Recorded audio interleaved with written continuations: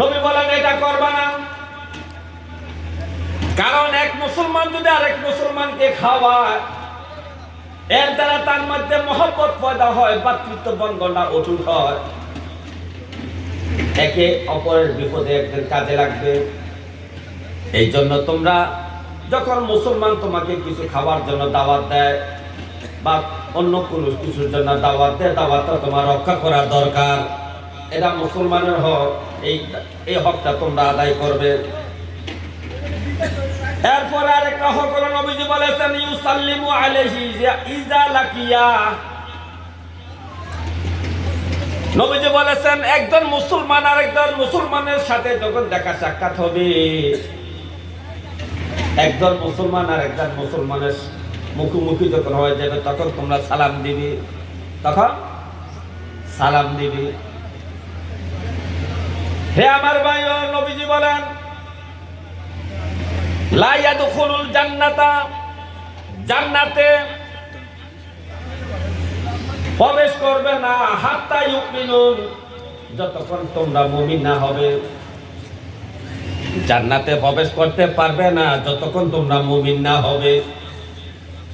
আবার নবী বলেন তোমরা ততক্ষণ পর্যন্ত মুমিন হতে পারবে না যতক্ষণ পর্যন্ত না তোমার ভাইয়ের সাথে, তোমার মুসলমান ভাইয়ের সাথে তোমার বন্ধন সৃষ্টি না হবে, ভালোবাসা পয়দা না হবে, মহব্বত পয়দা না হবে।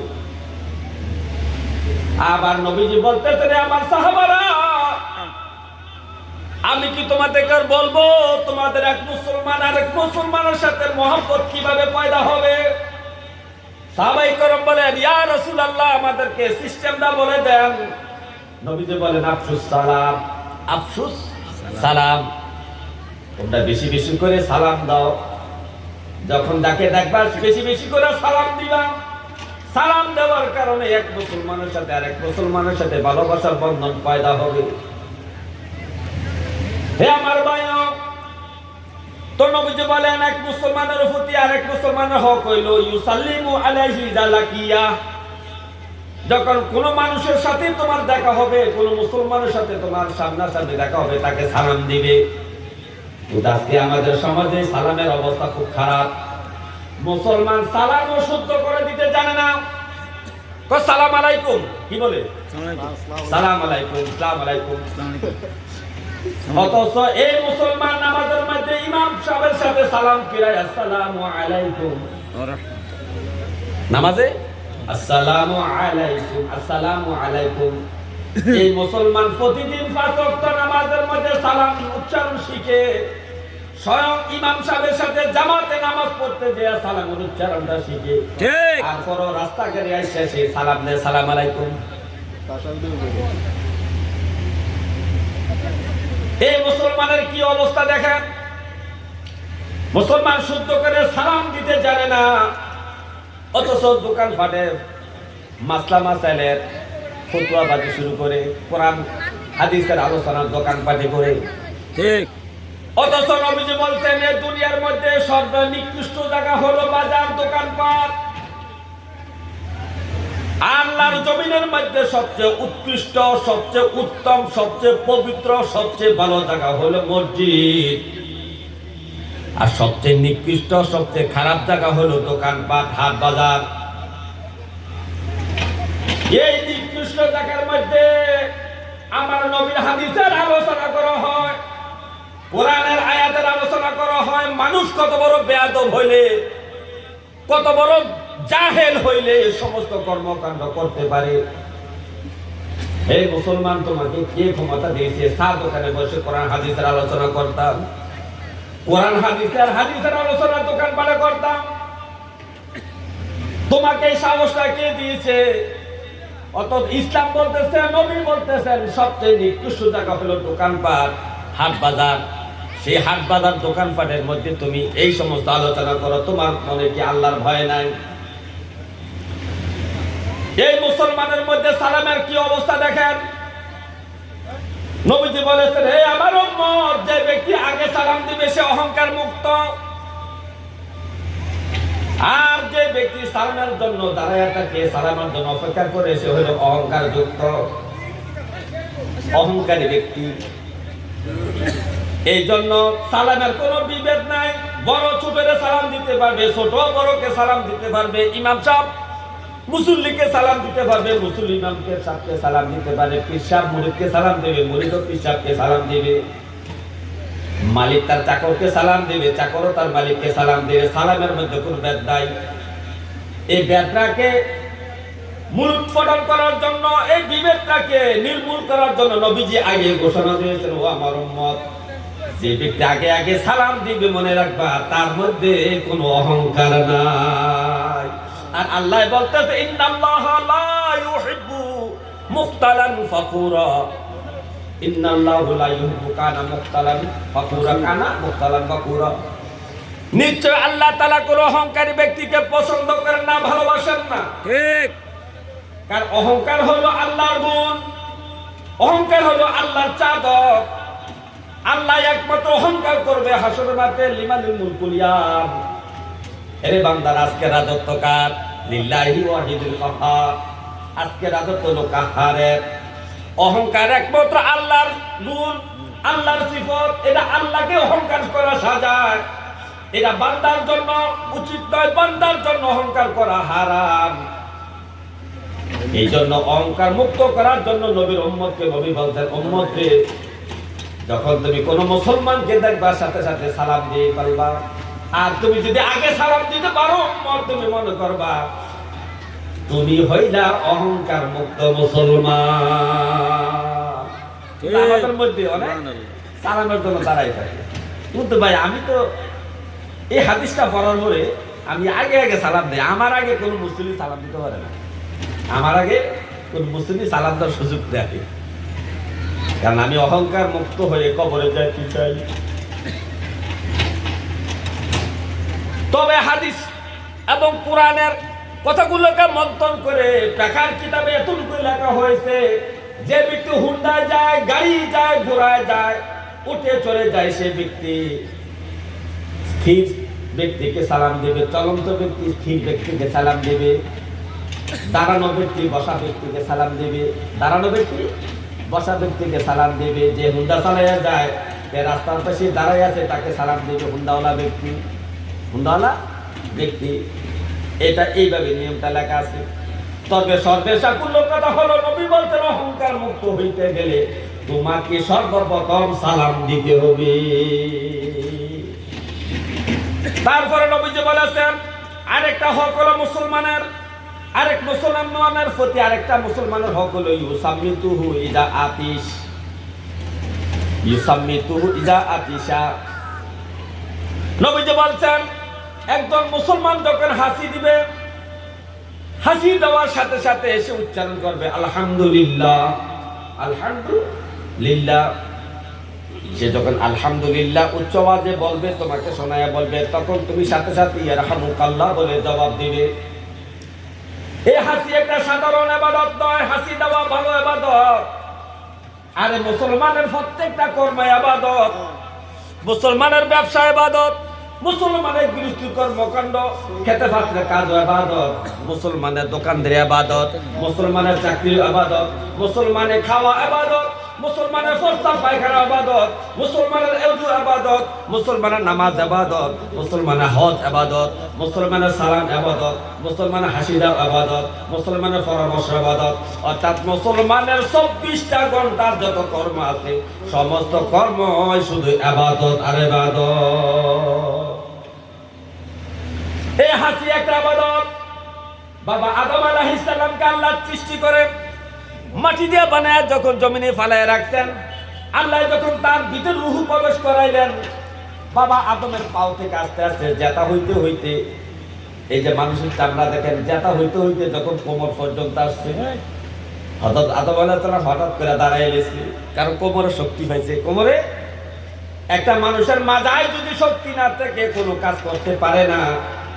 মাজায় যখন শক্তি পাইছে, তখন বাবা আদম আলাইহিস সালাম কি করছে?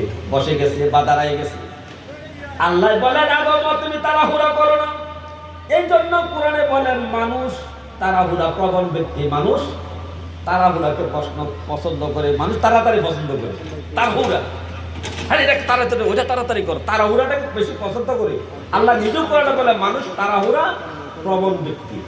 ওই যে বাবা আদম রূহ প্রবেশ করছে আর পাও দিয়ে যা হইতে যখন কোমর পর্যন্ত আইছে তখন বাবা আদম আলাইহিস সালাম হঠাৎ করে দাঁড়াই গেছে। যখন আদম আলাইহিস সালামের রূহের ভিতরে ঢুকলেন, উনি যখন পরিপূর্ণ জীবন্ত মানুষ হয়ে দাঁড়াইলেন, তখন তার একটা হাসি আসলো। হাসি আসার পরে রব্বি কারীম তাকে শিখিয়ে দিচ্ছেন, আদম তোমার যে হাসি আসলো, এই যে ব্রেনের মধ্যে মাথার মধ্যে তোমার যে নার্ভগুলো আছে, যত সেলগুলো আছে সবগুলা তোমার নিস্তেজ হয়েছিল। হাসি দেওয়ার কারণে সবগুলা নার্ভ সেলগুলা তোমার সতেজ হয়েছে এবং পায়ের পাতা থেকে শুরু করে মাথার পর্যন্ত যত রোগ আছে সবগুলা রক্ত চলাচল শুরু হয়ে গেছে। সুতরাং তুমি তোমার রবের প্রশংসা করো। তখন আদম আলাইহিস সালাম বলছিলেন আলহামদুলিল্লাহ। আর আদম আলাইহিস সালামের এই প্রশংসা তাসবিহ শুনিয়া আসমানের ফেরেশতারা বলতেছে, ও আল্লাহ, তোমার এইটা কেমন বান্দা সৃষ্টি করলা, জিন্দা হইয়া এই সর্বপ্রথম তুমি মাওলার প্রশংসা করলো, তুমি মাওলাকে বললো আলহামদুলিল্লাহ, সমস্ত বংশ আমার আল্লাহ। এটা কেমন সৃষ্টি করলা, কেমন জাত তুমি বানাইলা। এই জন্য ফেরেশতারা খুশি হইয়া সবাই দোয়া করা শুরু করলো, ইয়া রাহমুকাল্লাহ, রব্বে কারীম এই আদমের প্রতি তুমি রহম করো। এই জন্য নবী বলেছেন, তোমরা যখন হাসি দিবা বলবে আলহামদুলিল্লাহ। এটা মনে মনে বললে হবে না, আওয়াজ দিয়া বলতে হবে। তোমার আর একটা মুসলমান ভাই জন্য তোমার আলহামদুলিল্লাহ শব্দটা আওয়াজ পায়, সে আওয়াজ পাওয়ার সাথে সাথে জন্য তোমার জন্য দোয়া করতে পারি ইয়া রাহমুকাল্লাহ বলে। এই জন্য হাসির জবাব দেওয়া একজন মুসলমানের প্রতি আরেকজন মুসলমানের কি হক। তারপরে নবীজি বলতেছেন, ওয়ায়ানসাহু লাহু ইদা শাহিদা আও গাবা। নবীজি বলেন, ও আমার উম্মতেরা, তোমরা একজন মুসলমান অপর মুসলমানের সামনে পিছনে উপস্থিত অনুপস্থিত, তোমার সামনে থাকুক আর বাড়িতে থাকুক, উপস্থিত থাকুক আর অনুপস্থিত থাকুক, তোমার মুসলমান ভাইয়ের জন্য তুমি দোয়া করবা, তার কল্যাণ কামনা করবা, তার ভালো চাইবা, আল্লাহর কাছে দোয়া করবা। আর রব্বে কারীম, ও আমার মাওলা, আমার মুসলমান ভাইকে তুমি নামাজি বানায়া দাও, আমার এই মুসলমান ভাইয়ের বিপদ উদ্ধার করে দাও, আমার এই মুসলমান ভাইয়ের সন্তানটাকে তুমি হায়াত দাও, আমার এই মুসলমান ভাইটাকে তুমি ভালো বানায়া দাও, আমার এই মুসলমান ভাইয়ের অর্থ সম্পদ দিয়া দাও, তার গরিবের হালাত দূর করে দাও, তার হজ করার সুযোগ দাও, তার নামাজ পড়ার সুযোগ দাও। এইভাবে যখন আপনি দোয়া করবেন, আপনি মুসলমান আরেকটা মুসলমানের জন্য দোয়া করবেন, তাতে আপনার লাভ কি? আপনার লাভ বেশি। আপনি যার জন্য দোয়া করছেন তার লাভ কম, আপনার লাভ কিন্তু বেশি। আপনি যখন দোয়া করেন, ইয়া আল্লাহ, আমার অমুক গ্রামের অমুক ভাইয়ের নেক হায়াত তুমি বাড়াইয়া দাও, ফেরেশতারা লক্ষ লক্ষ ফেরেশতা বলতেছে কাজা কাজা। তার মানে যে ব্যক্তি দোয়া করলো রব্বে কারীম তুমিও তার হায়াত বাড়াইয়া দাও। আপনি যখন দোয়া করছেন আল্লাহ রহিম মিয়ার ছেলের নেক হায়াত বাড়াইয়া দেন, তখন ফেরেশতারা বলতেছে কাজা কাজা। রব্বে কারীম যেই বেটা, যেই মুসলমান, যেই বান্দা অমুকের সন্তানের জন্য দোয়া করলো, আমরা সমস্ত ফেরেশতারা দোয়া করলাম তার সন্তানের অনেক হায়াত বাড়াইয়া দাও। আপনি দোয়া করলেন একজন, 10 জন, 20 জন, কিন্তু আল্লাহর ফেরেশতা অসংখ্য, তার সংখ্যা নাই। কোরআন হাদিসে কোথাও ফেরেশতাদের সংখ্যা লেখা নাই। এই অসংখ্য ফেরেশতারা আপনার জন্য দোয়া করতেছে। রব্বে কারীম, যে বান্দা, যে মুসলমান, ওই মুসলমানের জন্য দোয়া করলে তার অভাব দূর করে দাও। আমরা ফেরেশতারা দোয়া করতেছি, যে দোয়া করছে তুমিও তার অভাব দূর করে দাও। তাহলে আপনার তো বেশি লাভ, আপনার বেশি লাভ। আপনি যখন আরেক মুসলমানের জন্য বেশি বেশি দোয়া করবেন, ফেরেশতারা আপনার জন্য দোয়া করবে। ওই ব্যক্তি আপনার জন্য দোয়া করার দরকার নাই তো। আপনি আপনার শত্রুর জন্য দোয়া করেন, যাকে আপনি পছন্দ করেন না তার জন্য দোয়া করেন, সে আপনাকে দোয়া করার দরকার নাই। আপনার জন্য দোয়া কে করে? ফেরেশতারা। কে করে? ফেরেশতারা। আল্লাহুম্মা সাল্লি ওয়া সাল্লিম, আল্লাহুম্মা সাল্লি ওয়া সাল্লিম আলাইহি ওয়া আলিহি মাআহু আজমাইন। আল্লাহুম্মা সাল্লি ওয়া সাল্লিম আল্লাহুম্মা সাল্লি ওয়া সাল্লিম। কি করিলে বব বাজারে